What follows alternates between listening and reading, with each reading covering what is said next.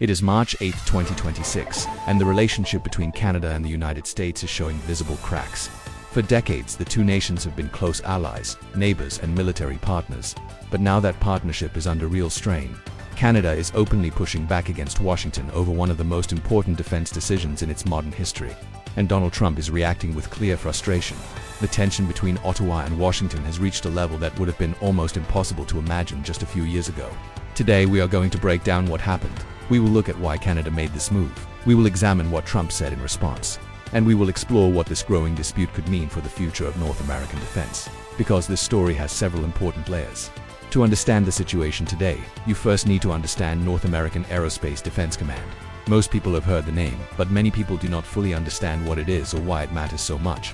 NORAD was created in 1958 during the height of the Cold War. At the time, both Canada and the United States feared a possible nuclear attack from the Soviet Union approaching over the Arctic.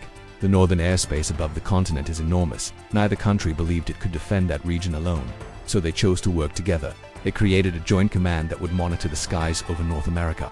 American and Canadian forces would track threats together. They would share intelligence. And if something dangerous approached the continent, they would respond together.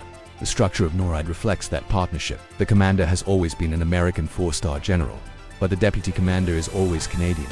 It is a system built on geography, trust, and shared security interests. For more than 60 years, the arrangement worked smoothly. It was renewed and modernized several times as technology and threats evolved. But now the partnership is facing a serious test. The problem that triggered this conflict has been building quietly for months. Canada needs new fighter jets. Its aging CF-18 Hornets are reaching the end of their service life. The government must decide what aircraft will replace them. Back in 2021, Canada held a formal competition for a next-generation fighter. The winner was the F-35 Lightning II, produced by Lockheed Martin. From a purely technical and military perspective, the aircraft scored the highest. The plan was for Canada to eventually buy 88 of these jets to modernize its air force. Then the political situation began to shift. A new government led by Mark Carney came to power. At the same time, trade tensions between Canada and the United States were rising. Tariffs and economic disputes were creating friction between the two countries. Inside Canada, public opinion toward the United States was becoming more critical. That environment led to a new conversation in Ottawa. Should Canada reconsider the F-35 purchase? Attention quickly turned to an alternative aircraft, the Saab JAS 39 Gripen, produced by the Swedish company Saab AB. The Gripen had participated in the original competition. It did not win on strict military performance, however it offered other advantages. Saab promised to build manufacturing facilities in Canada. Factories in Ontario and Quebec could create more than 12,000 Canadian jobs. The deal would also give Canada greater control over production and maintenance, rather than relying heavily on American supply chains. Public opinion reflected those concerns. Polling showed about 43% of Canadians supported switching to the Gripen entirely. Another 29% preferred a mixed fleet of aircraft. Taken together, nearly 70% of Canadians had reservations about relying exclusively on the F-35. That political signal was impossible for the government to ignore. Washington noticed the shift almost immediately, and the response from the Trump administration was direct and unusually blunt. In January 2026, the American ambassador to Canada, Pete Hoekstra, gave an interview to CBC News. During that interview, he issued a warning that shocked many people in Canada's defense community. He suggested that the NORAD arrangement might have to change if Canada backed away from buying the full fleet of F-35 jets. In simple terms, the message sounded like this: if Canada does not buy American fighter jets, the defense relationship that has protected North America for decades could be altered. Hoekstra went even further. He argued that choosing what he described as an inferior aircraft would weaken North America's collective defense capability. He suggested the United States might need to compensate by increasing the presence of American aircraft in Canadian airspace.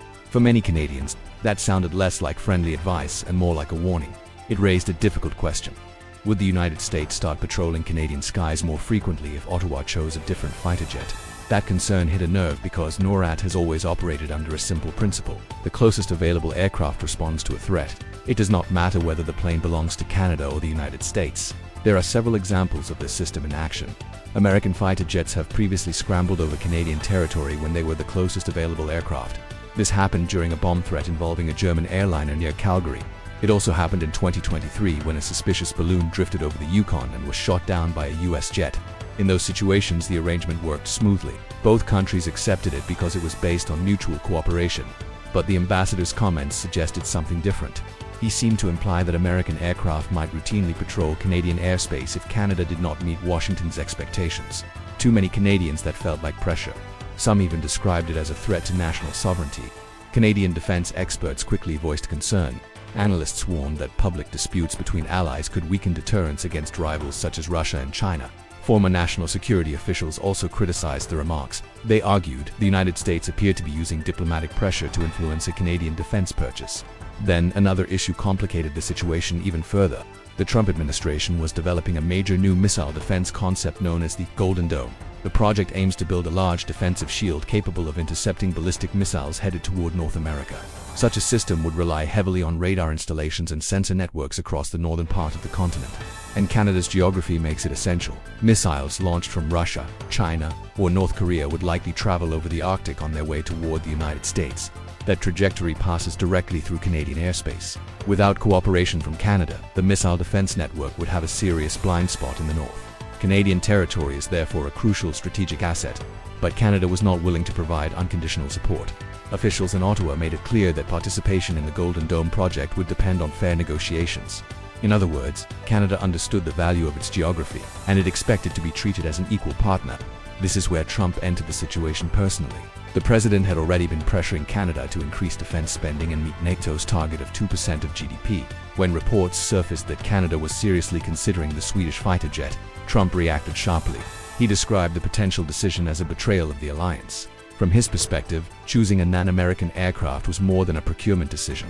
He viewed it as a political statement against the United States. Trump framed the issue in blunt economic terms. If Canada does not buy American equipment, he argued, it should not expect American protection in the same way. Members of his administration echoed that message. However, the reaction inside Canada was not what Washington expected. Instead of pushing Ottawa back toward the F-35 deal, the pressure from Washington strengthened Canadian nationalism. Many voters interpreted the comments as interference in their country's sovereign decisions. Support for exploring the Swedish option actually increased. For the Carney government, standing firm against American pressure became politically popular. The controversy also reflects a broader global trend. Some allied countries have begun questioning their reliance on American defense systems. Even NATO partners that purchased F-35 aircraft have quietly expressed concerns about long-term dependence on U.S. supply chains. Canada is not abandoning the alliance. The country has committed roughly $28 billion to modernize NORAD over the next 2 decades. Plans include new radar networks in the Arctic designed to detect advanced missile threats. These investments demonstrate that Canada still sees North American defense as a shared responsibility. But Ottawa is also sending a message. Canada will remain part of the partnership, yet it intends to make its own decisions about defense equipment.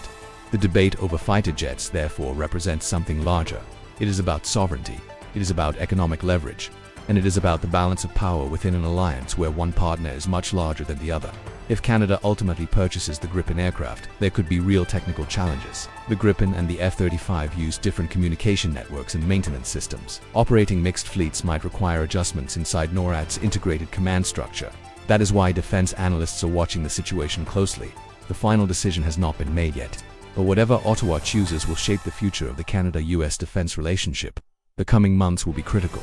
Canada must decide which fighter jet will protect its skies. NORAD modernization talks will continue. Negotiations over the Golden Dome system will move forward or stall, and one major question will remain hanging over everything.